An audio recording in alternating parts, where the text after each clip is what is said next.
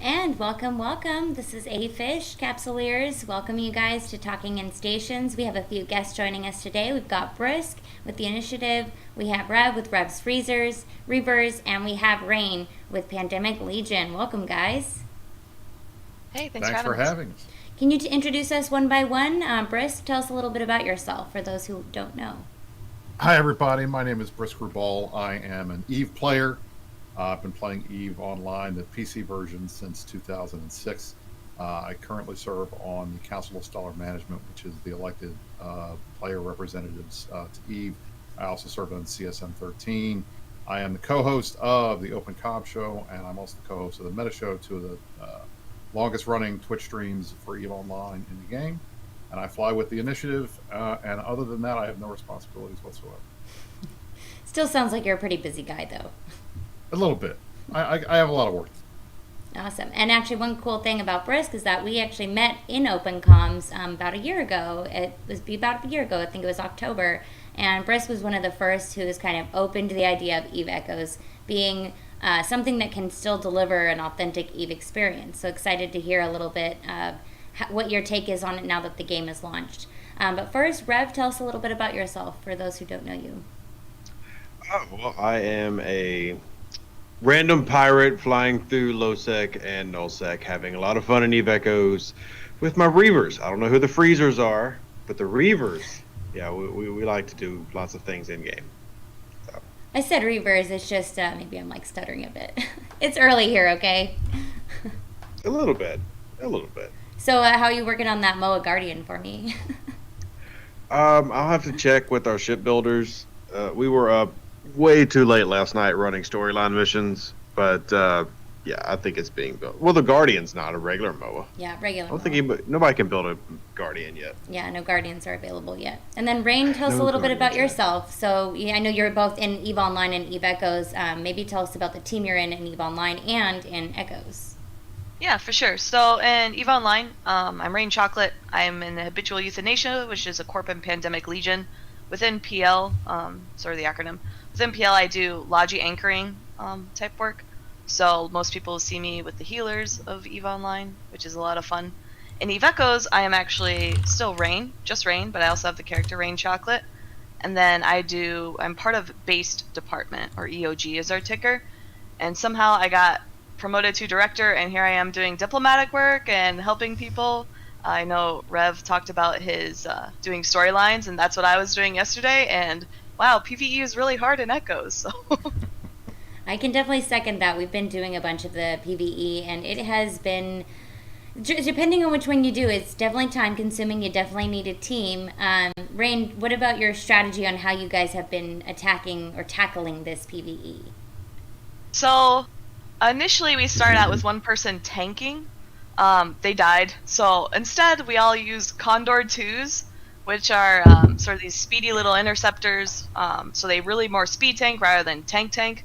So what we'll have happen is the person who initiates the storyline will warp in at 100, and then they just like fly away, like panic. And then everyone else warps in, and if you know the way the storylines work, you warp in at 0. So everyone else warps in at 0, and they just start killing things.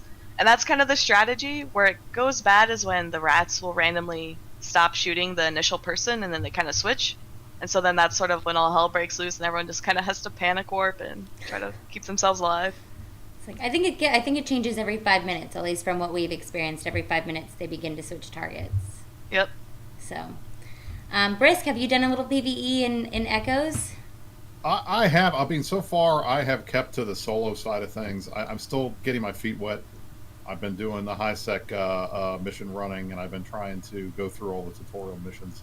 I went through. I was just in the process while we were on here of fitting out my Omen for the first time before I was going to go take it out for a little bit. Nice. It's just a lot of skill. I'm trying to train skills, and I was trying to figure out how to sell my Plex and make some money. I think I like the fact that the economy is still in its burgeoning phases, so nothing is super overpriced yet, and so every time you get that little bit of ISK, you get that mission done, and you see that tick up there. All right, that's good. I needed that. You still get that early feeling. I appreciate that very much. I was gonna say, did you see warp disruptors on the market So though? yeah, They're getting. I mean, well, that's the thing. You get items and stuff that people want because they're crucial, and yeah, you're gonna pay out the nose for it. That's how it is. Anything specifically that you've sold that has made you quite a bit of bisc for now? Literally, I just sold all the plex that I had gotten when I first started the game, and I was trying to figure out how to do it because I think up until that point, the most I had ever had at one time was like 400,000 ISK from running missions. Oh man! So I got like 70 million now, and I could go buy a bunch of skill books that I was waiting to get that I couldn't get yet. Oh, nice.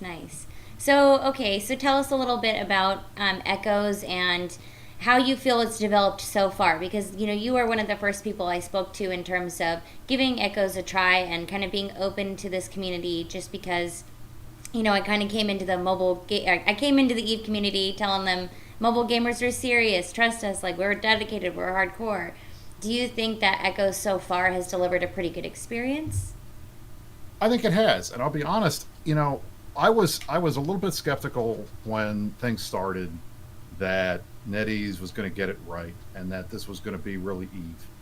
And I think that from when I started playing in the alpha and then the beta and then when it went to launch, this is an authentic EVE experience. I think for those of us who have played EVE for a long time, you hop in, things feel right, they sound right, they look right. There are some names that are different, and obviously the modules and things like that are not exactly the same, so there is some learning curve.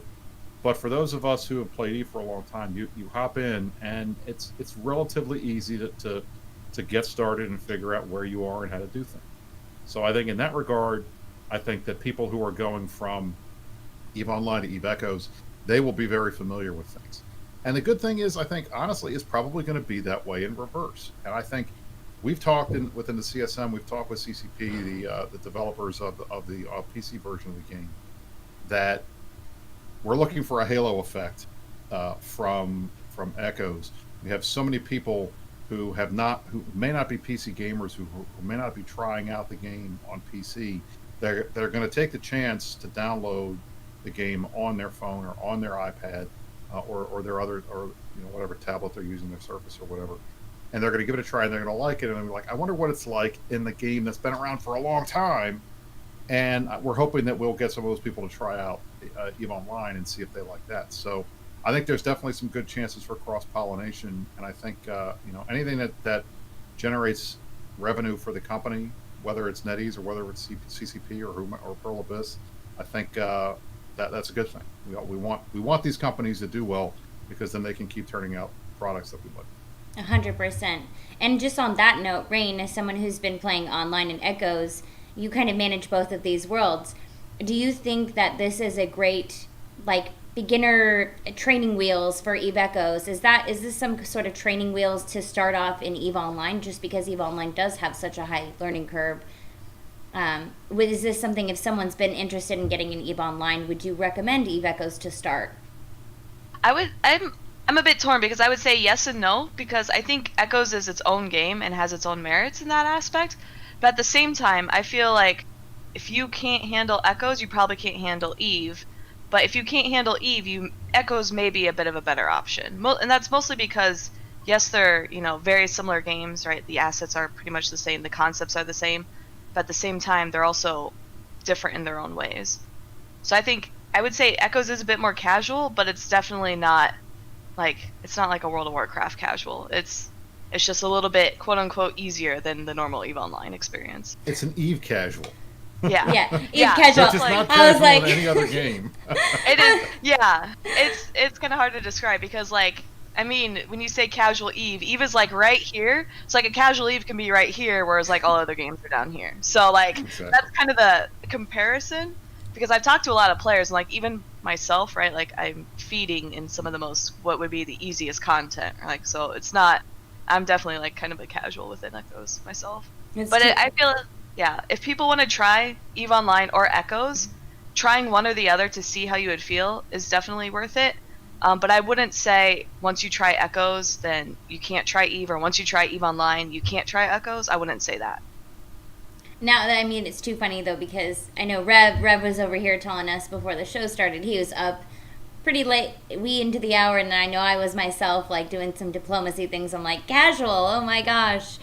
So, but I do think it is good to point out that EVE Online and EVE Echoes are separate games, and that was one thing that Talking in Stations is looking to help players with, is to kind of be that bridge between the worlds. If you want to try Echoes or online, we kind of want to be there to help take you under their wing and show you how to get jump started in either Echoes or online.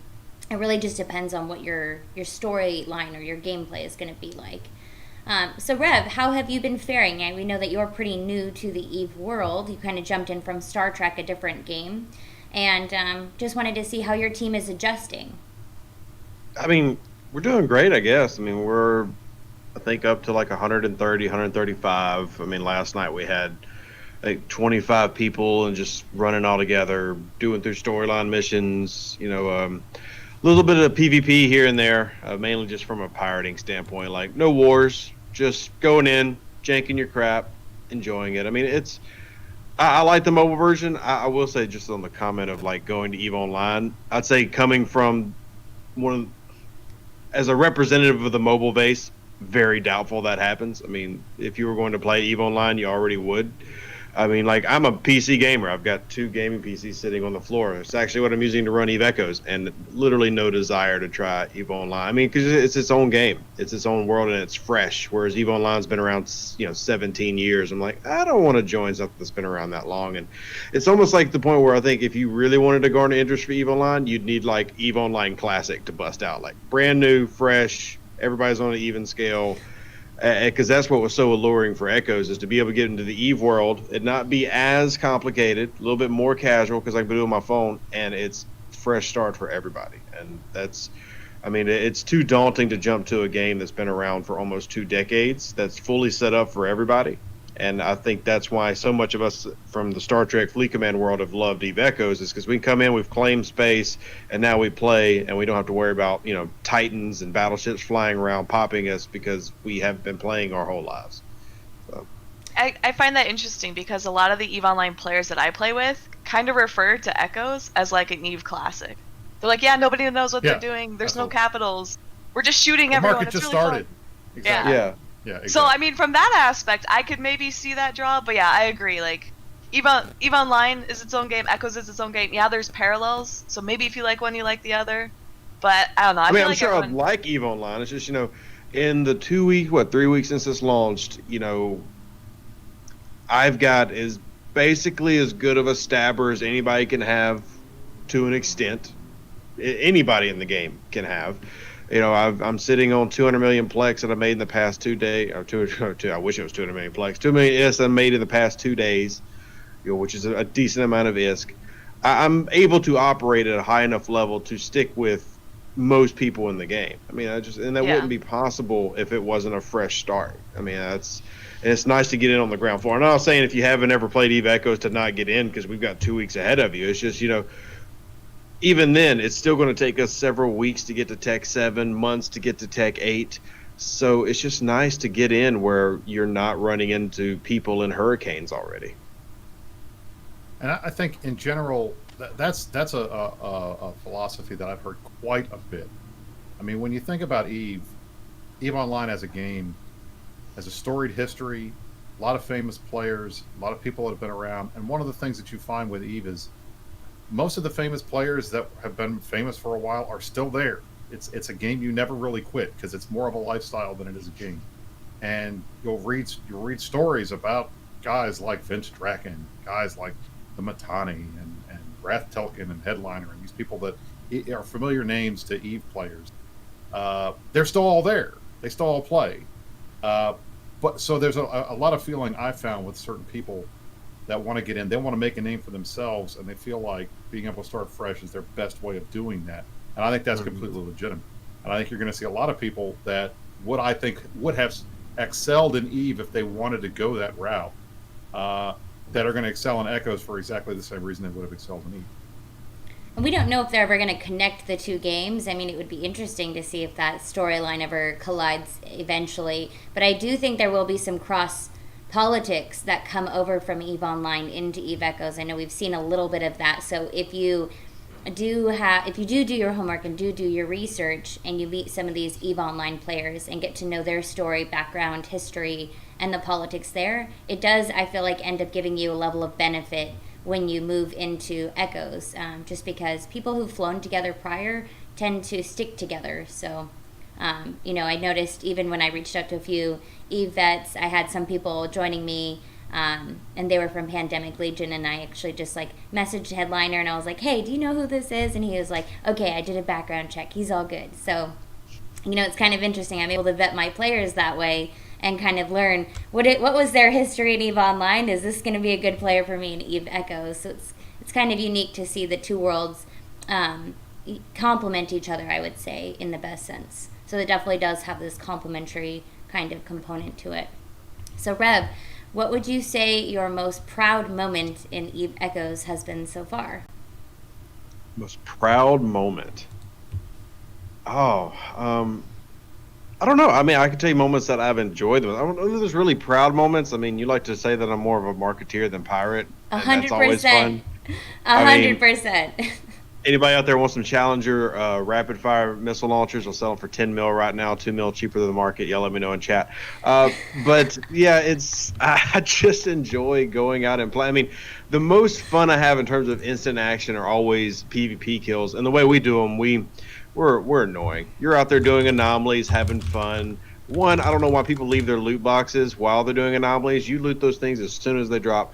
But just warping in on like a group of 2 or 3 people, they've got 15 boxes laying around. They're like in the last wave of the anomaly, and then we gank them all and take all their stuff. It's so fulfilling and rewarding. I'm sure you hate it if it's happened to you, but for us, it's so much fun and doing silly things like kitting out ventures with missiles and rapid fire missiles and smalls anyway, like this little small gallows, and then drones, and then jumping in on other ventures like, oh, we're one big happy mining fleet, and then ganking ventures because they don't expect you to be loaded out for war instead of mining. Stuff like that is the most fun I have, but then again, I'm a pirate, so I think that strategy is literally brilliant. I have never thought about pitting a venture with some missiles and then going, because I can imagine I'm a venture. Exactly. I'm like, there's no threat here. Get you a venture too.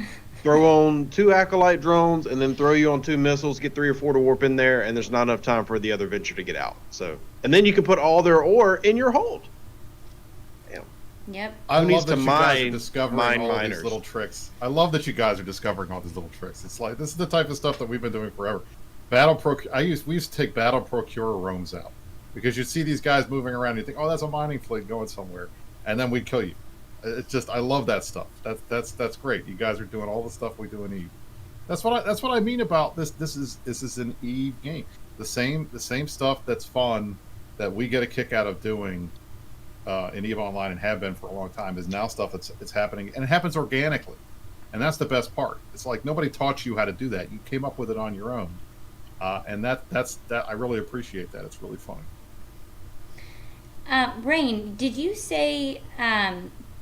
What was I going to ask you? Now I'm kind of blanking a little bit, because we had a comment here that said, is multi-boxing a thing in Echoes? 100% it is.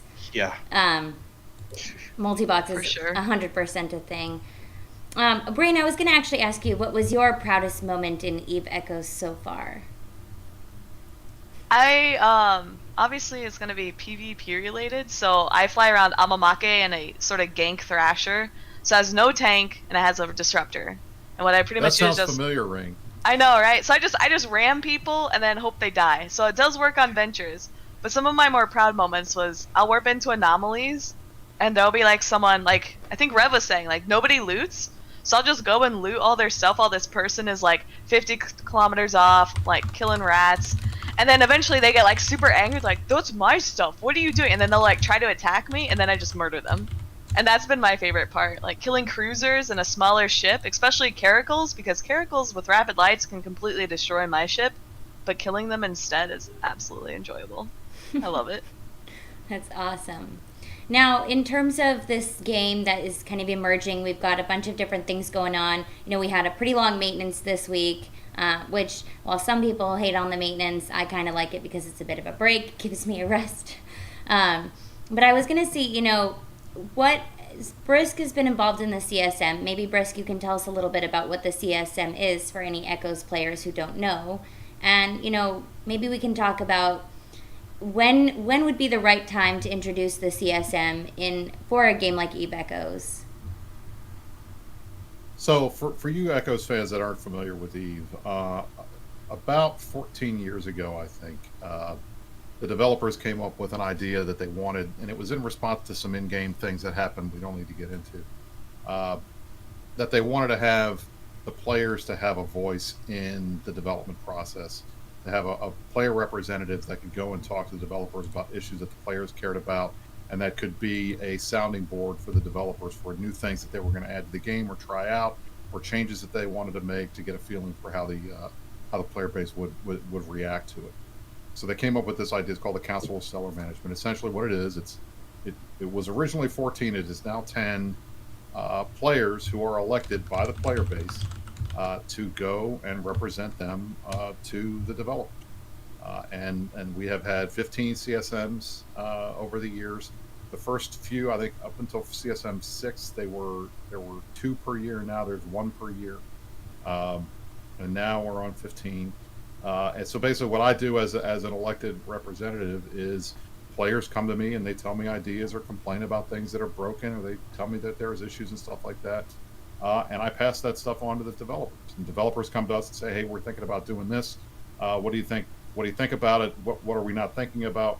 You guys are the ones that are actually playing the game. And one of the things that you'll find, and it may not be the case in Echoes yet, but in a game as old as Eve, you've had people come and go from the company working on the game over the years, and they're good designers and they're good game developers, but they may not be experts in everything that about Eve, or they may not even have the experience in certain areas, because of the game that's so big with so much stuff to do. It's often hard to know everything about everything, or have somebody that knows everything about everything. So you talk to the experts, you talk to guys like me. Well, I may not be an expert, but I have access to experts, and I have I'm a business guy. I'm a lawyer in real life, politician in real life. So I do these meetings and I talk to people and I come up with ideas and I solve problems all the time. So the benefit of having a CSM is you have direct player interaction with the guys making the game, the guys and girls making the game. The players have a feeling of buy-in because they have somebody that they can talk to who's easier to get a hold of than a game developer. To say, "Hey, I've got an issue. Hey, can I pitch this idea to you?" And at the same time, the developers have players that they can go to and say, "You play the game every day. We're thinking about doing this. What do you think about that?" And it's just a good way to liaise with the community and provide a bit of community development. So, in terms of I know we had talked about, does Echoes need a CSM yet? And I think probably not yet, or at least it will at some point, but I think it's probably young enough now that everybody's still getting their sea legs, that the developers are all the same folks that created the game. They all know everything there is to know about it. They may not need as much player interaction, at least at this point. But then again, I think they've also got a lot of things that the original group, when the CSM started in Eve back in like 2006, that you don't have now, that you have now that they didn't have back then. Like, you have Discords where developers are in there and you can ask questions directly, and they can see conversations, and they can talk to people in real time. You've got all these streaming services. We've got these Zoom calls and these Discord calls all over the place that provide interactivity that you didn't have before. So there are ways, without needing to have elected player reps, that you can do that. And then the other thing I'd say, the hard part is just, right now, I don't know if has anybody built up a big enough persona in Echoes that enough folks know them that they'd vote for them. I don't know. I mean, that's the thing. I think at some point, once the in-game obviously Fish, because you've been doing this since the beginning. I mean, like pre-beta. I mean, you would be, honestly, and I'm dating myself on the reference, but you'd be the Jade Constantine of the new Echoes CSM. Jade Constantine. I don't know if I like that reference. Jade Constantine was like the most famous early player that started like posting on the forums, and the first CSM was the top vote getter, and everybody knew who he was. They hated his guts, but they knew who he was.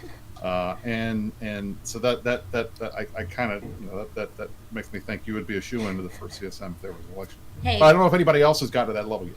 So I don't know. I think at some point there probably should be one. I think the constitution of it is going to have to be different than the one in Eve.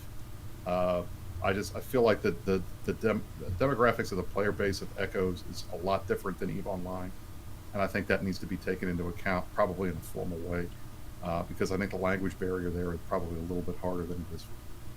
I mean, the benefit of Eve is, at least in Iceland, everybody speaks English, and for the most part, almost all of us on the CSM speak English, at least as either a first or second language.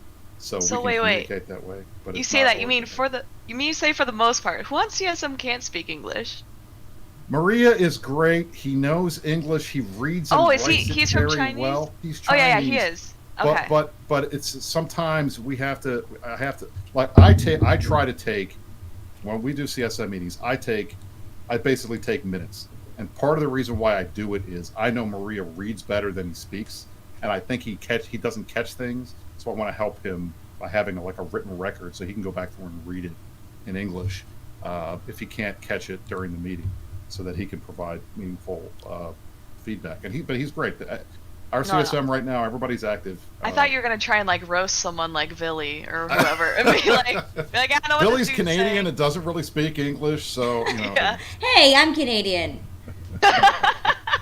Well, there you go. Then you know exactly what I'm talking about. I think this is probably blowing Rev's mind, because it blew mine as a person who came in from a different mobile game. We experienced probably some of the craziest developers as in different mobile games when you're playing the sometimes you just get the most random updates. I feel like I'm not 100% sure how Star Trek Fleet Command devs were, if they were super involved, but I know specifically with Nova Empire, Game Bear was pretty uninvolved. I know Xylon Games have had a pretty bad track record. Having some developers who have a solid track record that have a response to the community is pretty nice. And even Rain, you had mentioned the Discord. Why don't you expand a little bit about where people can go if they do have suggestions or bugs for now in terms of Eve Echoes, for those who don't know? Yeah, so I know many communities across, I want to say, internet culture have made Discords to help communicate, and Echoes is no different. It actually was really surprising to me. So I know EVE Online has quite a few Discords, which people call official X, Y, or Z Discords, but at the same time, there are no officially CCP-led ones. But NetEase actually has one where you can go on there, and everyone who runs it is like an official dev, like the mods are devs, etc. And they actually have a ticketing support system. So let's say you can't get in the game. You go there, you fill out some information about your character and the mobile device you're using, and you just say, yep, can't play the game.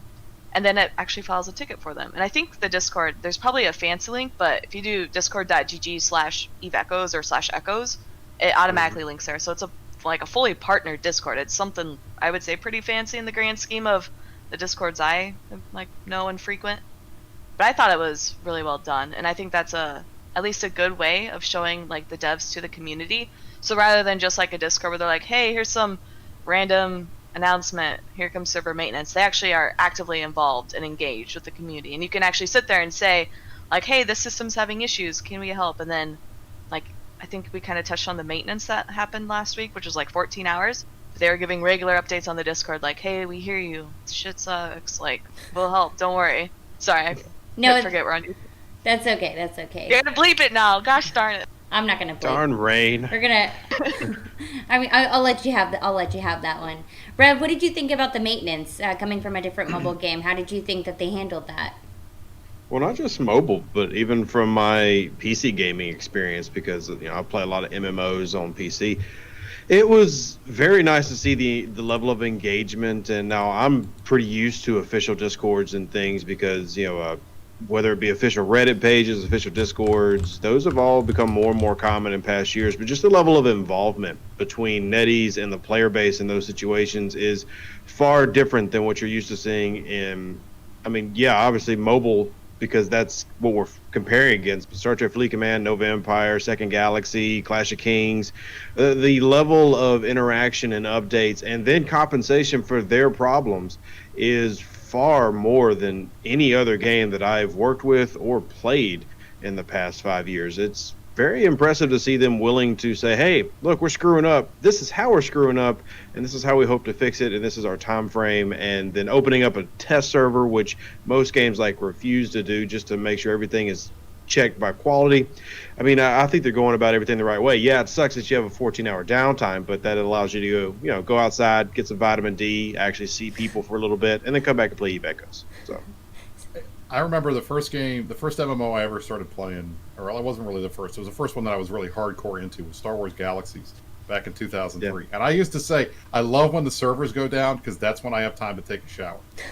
Because we were playing it that much, I think, I don't know. And I know Fish is going to yell at me when I say this, but I'll tell you, in my experience with mobile games is you've got two types of mobile games. You've got one type of mobile game where it's usually a Class A legit publisher who is putting out a good game that they want people to play and enjoy.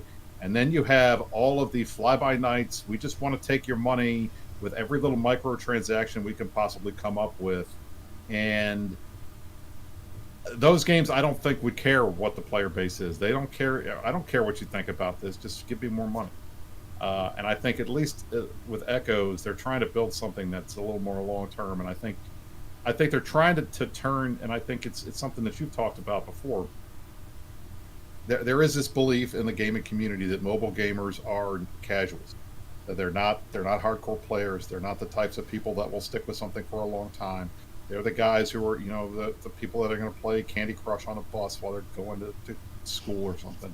They're not like people that are going to make this a something that they do like we would do, like setting up time to go sit down and play a PC game or a console or something like that. And I think this game is proving them wrong, because I think it's catering to that audience. And frankly, all the numbers that I have seen from CCP and publicly that have been released, I mean, the game's going crazy. I mean, they have 5 million pre-registrations. They've had over 1 million people download the game.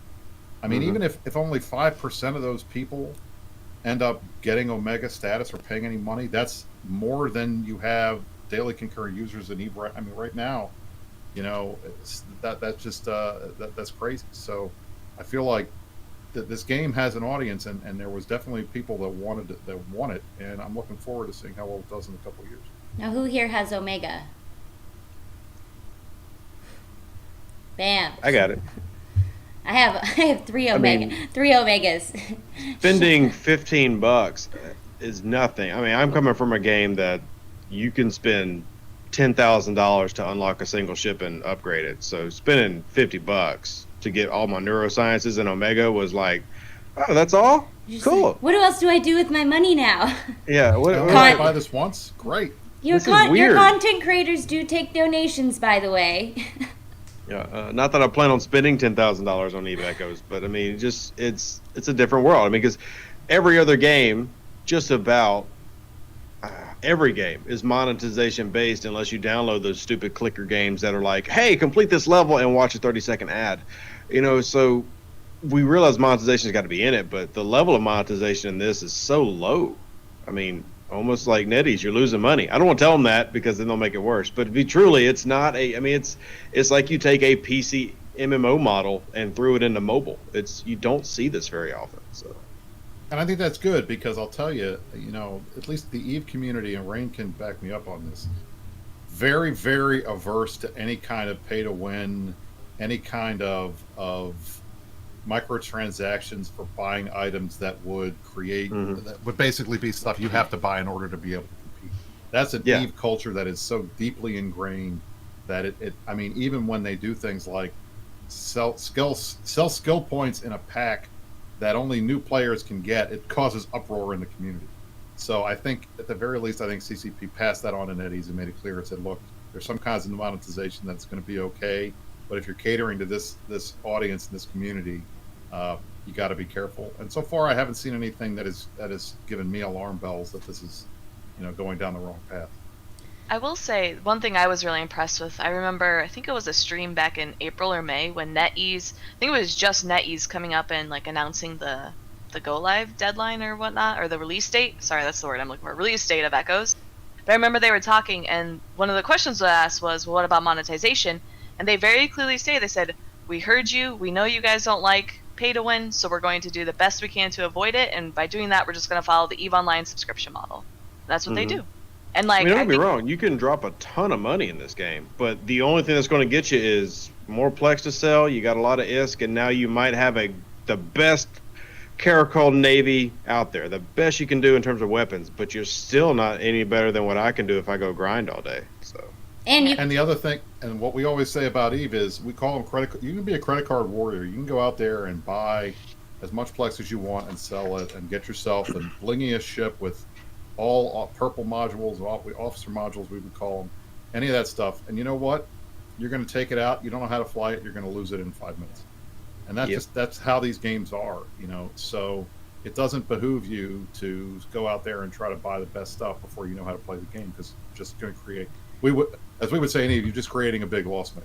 I mean, whoa! If they want to take out their shiny ship, they can come over. Hey, if you want to do that, go ahead. They can come over out north. We'll show them the ropes. The number one rule in EVE Online, and I think it's probably true in EVE Echoes as well, is never fly anything you can't afford to lose. So as soon as you undock that thing, get ready to lose the thing. And there's another phrase that when you undock, you consent to PvP.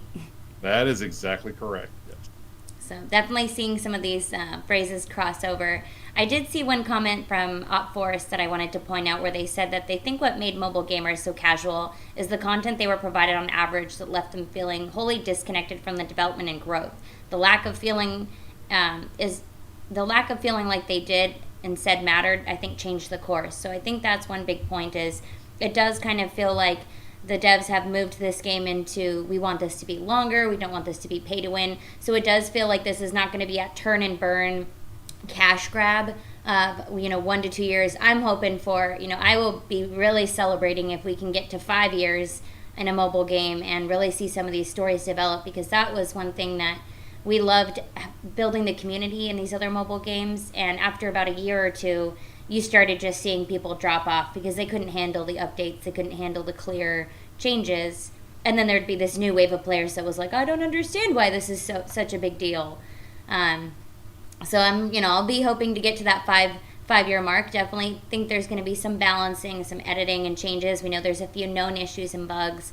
Core warp stabilizers are a little overpowered right now. The shield hardeners don't necessarily work. And if you're new to PvE and you are going out in fleet ops, know that sometimes the distance gets a little bit mixed up. But these are all issues the devs have said that they're very clearly hard and working on and trying to get fixed so that we can continue to make the game great. And as Brain said, you can always reach out on Discord and give your suggestions and feedbacks, and they really do listen. So I think that's going to be an exciting thing to see players continue to give their suggestions and feedback and watch this baby grow. Well, with that, guys, I think unless anybody has any questions or any last kind of statements, comments that they want to give here, I think we're going to be wrapping up.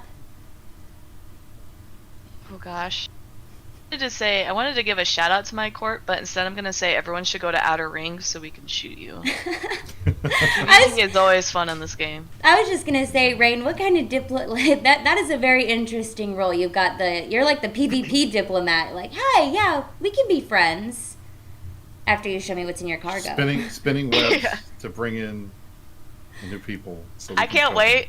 I can't wait for my first blue AWOXing drama, because all I'm gonna do is be like, pay up or you're getting out. No exceptions. I just can't wait. And then if there's PvE drama, I'm just like, whatever, let's reset them and shoot them. Easier, more targets. Never gonna have an issue with more targets. Oh, we have one comment that says, when can we burn down Jada? I mean, I already thought you can get in. Yeah, exactly, right, when you can get in. By the way, guys, life hack, or Echoes hack, if you just continue to press the button, eventually you'll get in. It might be 5 presses, it might be 20, but eventually you'll get in. All right. Well, without any further ado, then, thank you guys so much for showing up and coming and continuing to support Echoes. Looking forward to seeing what the next year brings us. Signing off.